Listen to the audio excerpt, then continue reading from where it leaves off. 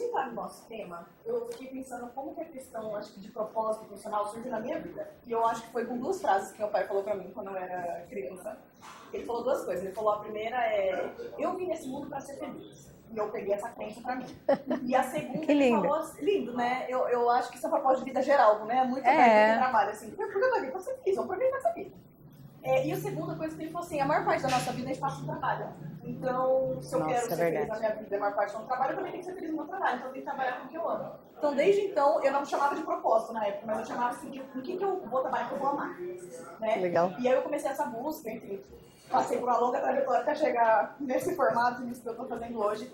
Mas eu sinto que isso é uma dúvida muito recorrente. E por isso que eu queria começar a trazer nesse assunto da questão do propósito. Se alguém está ouvindo aqui, alguém não, todo mundo que está ouvindo aqui, a gente tem essa questão, como que eu encontro o meu propósito? Eu queria que vocês falassem um pouquinho sobre isso, na visão de vocês. Como que a gente encontra esse propósito profissional? E até já quero jogar uma pergunta junto, que é, propósito profissional é a mesma coisa que propósito pessoal? Vou começar com você, Marco. É a mesma coisa. E seu pai foi muito sábio.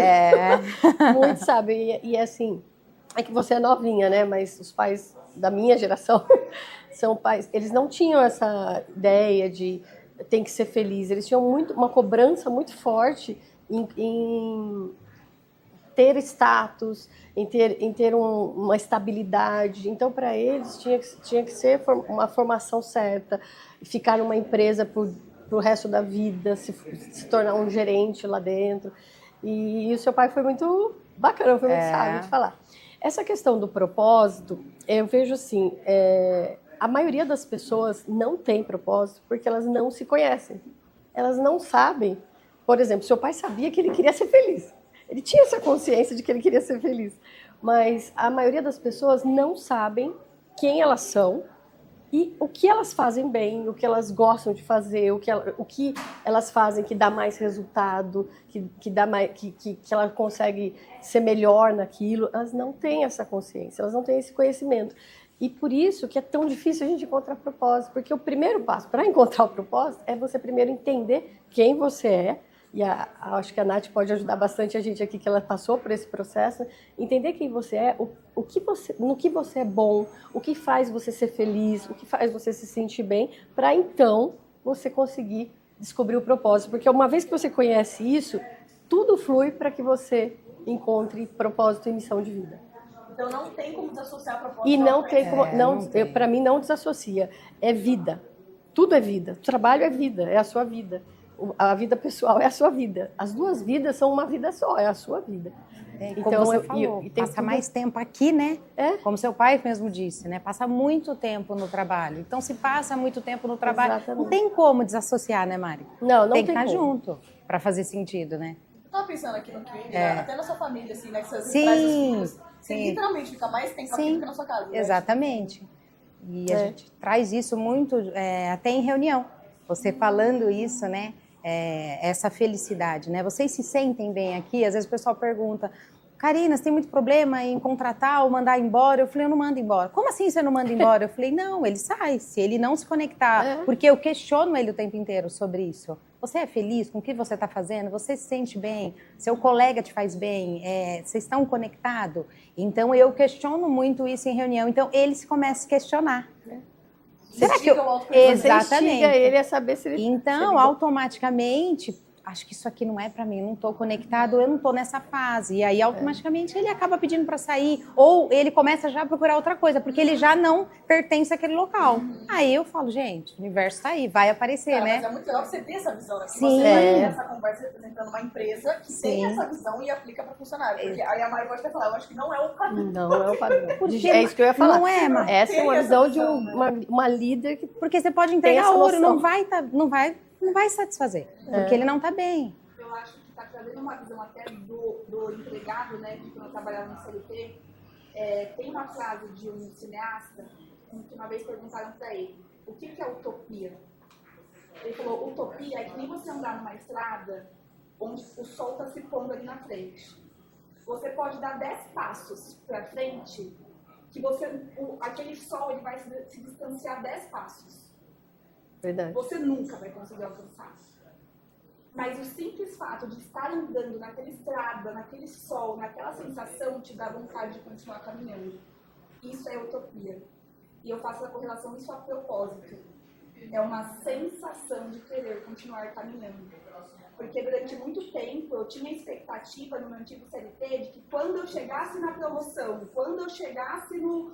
Quando eu fosse sócio da companhia, quando fosse isso, eu chegaria no propósito. Não. Não é não sobre chega. isso. Não chega. E daí o que aconteceu, né? Quando eu comecei no autoconhecimento, aí eu comecei o quê? Cara, eu descobri que eu amo falar de espiritualidade. De todas as formas, né? Fiz hoje o teste de valores, né? Dos talentos. A gente vai falar disso. Espiritualidade, é o que eu amo. Aí eu sentava nas reuniões, como que tá o carregamento de cerveja? Eu falei, gente, mas que momento que eu posso falar disso? Aí eu vi que quem eu era, eu não poderia ser ali. Eu não podia tocar nesse assunto.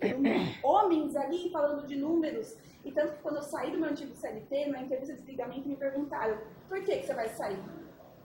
E eu falei, porque aqui eu não posso ser quem eu sou. E ela falou, muita gente sente isso. Mas pouca gente consegue verbalizar. Sim. Nomear para depois e ter a coragem de mudar, né? E ter a coragem de mudar. A gente vai falar sobre isso. Eu acho que é importante a gente falar sobre isso. E aí é que tá. Por isso que é uma grande barreira que a gente cria de conseguir se conhecer. Porque a gente precisa ter coragem para ser quem a gente é. A Brené Brown fala muito sobre isso, né? Ela tem aquele livro que é maravilhoso, que é A Coragem de Ser Imperfeito, e ela tem também A Arte da Imperfeição, que são os passos, práticas para você ter uma vida mais plena, uma vida mais feliz. E ela fala disso. Se você não tiver coragem de ser imperfeito, coragem de ser quem você não vai conseguir encontrar o seu propósito. Ela foi um divisor de águas para mim, aquele livro. A Brené Brown, ela é uma estudiosa sobre coragem e vulnerabilidade, né? E é incrível, eu recomendo demais. Tem uma palestra dela no Netflix também. Ler isso nos dá coragem para enfrentar quem a gente é, para ser quem a gente é verdadeiramente, para ser autêntico.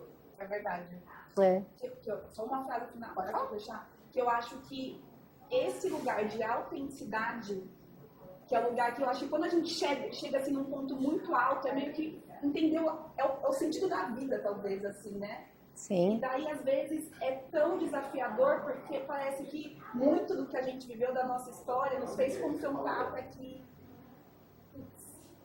é isso que eu sou. Você começa a olhar para trás, você começa a ver que você é isso mesmo. E todos os momentos, desde pequena, criança, bebê, todos os momentos da vida de você, na escola, né, no grupo, nos amigos da escola, você agia dessa forma. Você começa a ver isso, mas tem que chegar nesse ponto de fazer essa reflexão, começar a olhar e falar, é isso mesmo. Daí tudo faz sentido. Tem muitas abordagens assim que dá pra gente levar esse autoconhecimento, né? E eu acho que antigamente, principalmente na parte profissional, a gente via muito assim: quais são os seus talentos, coisas que você já é bom, e quais são as coisas que você não é muito bom.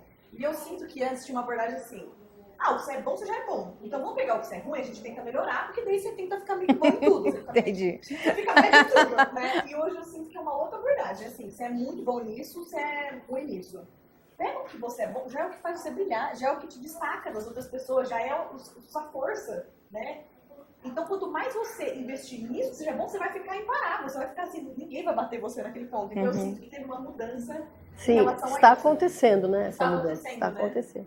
E eu sei que, principalmente na Bridge, vocês falam muito dessa questão de talentos, né? Esse Sim. nome que vocês dão como encontrar os seus talentos é um meio para a gente conseguir entender qual que é o nosso propósito. Sim. Então eu queria entender um pouquinho mais essa parte, o que são esses talentos, como que a pessoa descobre isso e como que a gente pode usar esses pontos fortes no nosso trabalho. Assim.